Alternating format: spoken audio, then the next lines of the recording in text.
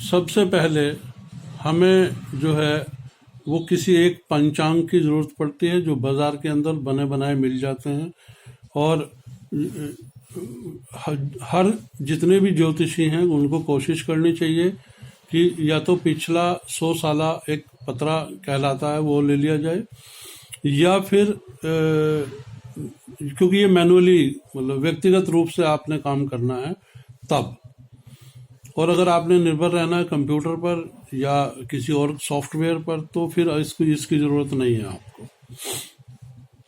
तो मेरा कहने का मतलब ये है कि जब भी हमने कोई जन्म पत्री बनानी है, हमें व्यक्तिगत उसका ज्ञान हो तो आई थिंक ज़्यादा अच्छा है। बहुत अच्छा लगता है इस बात के लिए कि भाई हम खुद अपने हाथ से उसको बनाएं और अपने हाथ से करें। तो सबसे पहले हम लेंगे उसके अंदर कोई भी एक पंचांग, वो कोई भी पंचांग हो सकता है, ठीक है। मैंने लिया है श्री वशिष्ठ पंचांगम, जो विक्रमी संवत 2077 सन 2020-21, ये जनवरी से शुरू होकर 31 दिसंबर को ख़त्म हो जाता है। तो अब हमारे पास एक डिटेल आई है, वो ये आई है कि शिशु का जन्म हुआ है। ये देखिए कि शिशु का जन्म हुआ है, जन्म का समय है 11:52 दिन में, और जन्म तिथि है 30 जनवरी 2020। जन्म स्थान है दिल्ली।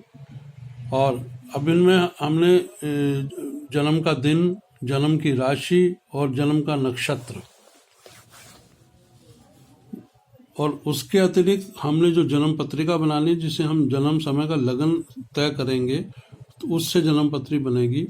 और फिर कौन सा ग्रह किस राशि में बैठा हुआ है ये भी हम उसमें पत्रे द्वारा ही तय करेंगे। आइए तो शुरू करते हैं कि 30 जनवरी 2020 को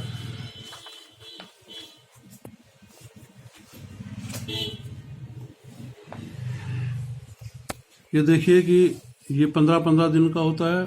पूर्णिमा से अमावस और अमावस से पूर्णिमा तक ये 15 दिन का एक चार्ट बनता है। ये इस प्रकार से अंदर उसमें पूरी डिटेल दी हुई होती है। आजकल तो बहुत आसान हो गया है। दूसरी बात कि जैसे अब बचा हुआ है 30 तारीख को, ये देखिए 30 तारीख को ये जनवरी लिखा है ऊपर यहाँ पर, 25, 26, 28, 29, 30, 31। तो 30 तारीख को है। हम जब यहाँ पर देखेंगे कि बसंत पंचमी है और बुध कुंभ में 26:52 को पहुँचेंगे। हमारे जो हमारे पास जो आया है वो 11:52 पर है, यानी 26:52। तो 24 घंटे का अगर हम रात लगाते हैं तो रात को 2:52 पर जाकर ये बुध जो है वो कुंभ में प्रवेश करेंगे। अब यहाँ हम देखते हैं कि ये मीन राशि है और ये चंद्र संचार लिखा है। मैंने आपको पहले भी बताया था कि चंद्रमा को बेस मानकर हम जन्म पत्रिका बनाते हैं, और जिस राशि में चंद्रमा बैठा होता है, जैसे यहाँ पर हमें ये दिख रहा है कि ये मीन राशि में बैठा हुआ है, तो ये चंद्रमा ये राशि को तय करता है। इसी तरीके से जब हम इधर बढ़ते हैं इसको देखते हुए कि ये पंचमी का दिन है, जैसा कि मैंने बताया बसंत पंचमी का उसमें लिखा हुआ था, डिटेल दी हुई थी। गुरुवार है यानी बृहस्पतिवार है। ये यहाँ पर देखिए नक्षत्र शो करता है, नक्षत्र ये नक्षत्र है। और पंचमी को उत्तरा भाद्रपद नक्षत्र है, ठीक है। ये जो योग हैं बाद में या करण हैं, ये सब हमें बाद में ज़रूरत पड़ती है, तब जब हम पूरी डिटेल उसमें कुंडली के अंदर भरते हैं। लेकिन फिलहाल हमें ये तय हो गया कि मीन राशि है, ठीक है जी, और उत्तरा भाद्रपद जो है वो नक्षत्र है। अब हम इसमें जो लगन सारणी है उसको हम देखेंगे।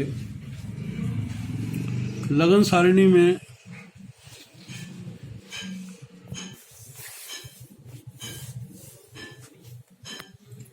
ये जो लगन सारणी है, ये है यहाँ पर देखिए कि 13 जनवरी से ये लगन सारणी समाप्ति काल दिया हुआ है, भारतीय स्टैंडर्ड टाइम कुरुक्षेत्र में दिया है। ठीक है जी। तो हमारा जातक जो है वो 30 तारीख को ये पैदा हुए हैं और समय था 11:52।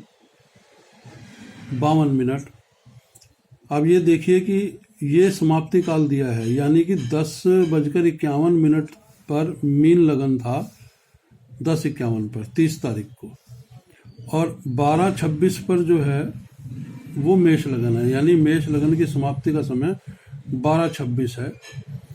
तो अब हम ये मानेंगे कि ये जातक जो है लगन सारणी के अनुसार 12:26 पर जो समाप्त हो रहा है जी, वो मेष लगन है, तो ये बच्चा मेष लगन का माना जाएगा। यहाँ पर हम जो अंकित करेंगे वो मेष लगन करेंगे। ठीक है, इसकी राशि 1 है। ऐसे ही 2, 3, 4, 5, 6, 7, 8, 9, 10, 11 और 12। तो अब चूंकि जो मीन राशि है वो 12वीं राशि है, तो चंद्रमा जो है, हम सबसे पहले जो हमने सुनिश्चित किया वो ये हुआ कि चंद्र जो है वो 12वीं राशि में बैठे हैं। और अब हमने जो इसमें देखना है जो कि कौन सा ग्रह किस राशि में बैठा हुआ है, तो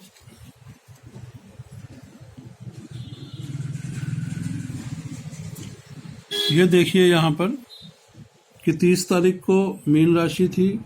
ठीक है, और जो ये नीचे जो चार्ट दिए हुए होते हैं, ठीक है, ये जो चार्ट है ये वाला, इसमें ग्रह स्पष्ट होते हैं सुबह 5:30 बजे के, लेकिन ये हैं 2 फरवरी के, 2 फरवरी प्रातः 5:30 बजे के ये ग्रह स्पष्ट हैं। इससे अनुमान लगाया जाता है। दूसरी बात यह है कि ये साथ में जो ग्रहों की जो सूची दी हुई होती है कि सूर्य कितने अंश के हैं, ठीक है, कितनी कला है, कितनी विकला है, ये सारी इसमें दी हुई होती हैं। हम यहाँ से इनको तय करते हैं। ये इससे ये एक राशि आगे बताए हुए होते हैं, हम इसको एक राशि पीछे लेकर चलते हैं। ठीक है, लेकिन फिर भी अगर हमने ग्रह आसानी से स्पष्ट करना है, तुरंत हमने जन्म पत्रिका बनानी है, तो हम इसी को आधार मानकर कर लेते हैं। ये जो चार्ट है इसको, अब ये है 2 फरवरी का। अब हमने थोड़ा सा ये भी तय करना है कि ये 30 तारीख को जातक पैदा हुए हैं, वो तो अब हमें पता लग गया कि मीन राशि में, और उत्तरा भाद्रपद जो है उनका नक्षत्र है। लेकिन अब देखना यह है कि इस 30 तारीख से लेकर और 2 तारीख तक कौन सा ग्रह जो है वो किस राशि से किस राशि में गया। जैसे बुध कुंभ में गए हैं 26:52 पर, और हमारा जो जातक की जो कुंडली है वो 11:52 की है, तो इट मीन्स वो बाद में गए हैं, तो हमने उसको, बुध को हमने मकर में ही मानकर चलना है। तो अब हम इसमें लिखेंगे बुध को हम मकर में ही मानकर चलेंगे।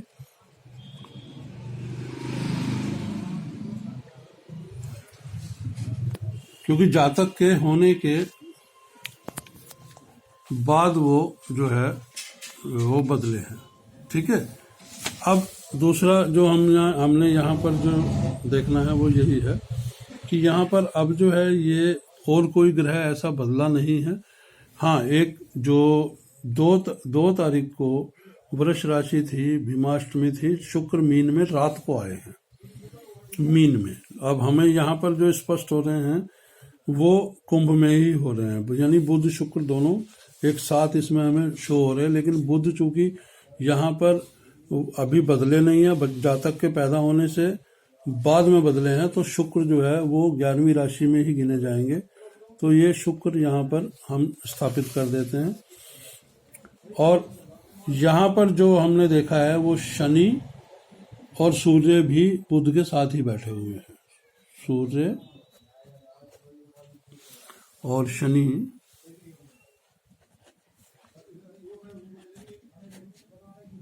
भी इनके साथ ही बैठे हुए हैं।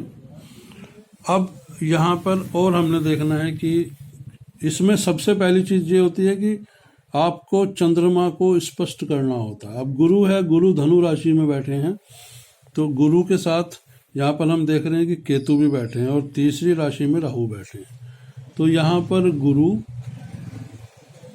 और केतु धनु राशि में हम लिख देंगे और जो तीसरी राशि है उसमें हम राहु लिख देंगे। इसके अतिरिक्त ये हमने यहाँ लिख दिए हैं। अब हमने देखना कि है कि क्या 9 ग्रह पूरे लिखे गए, तो 1 2 3 4 5 6 7 8। अब कौन सा ग्रह रह गया है? मंगल।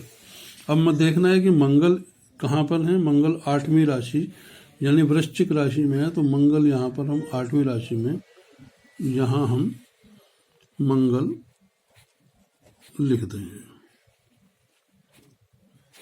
ठीक है जी।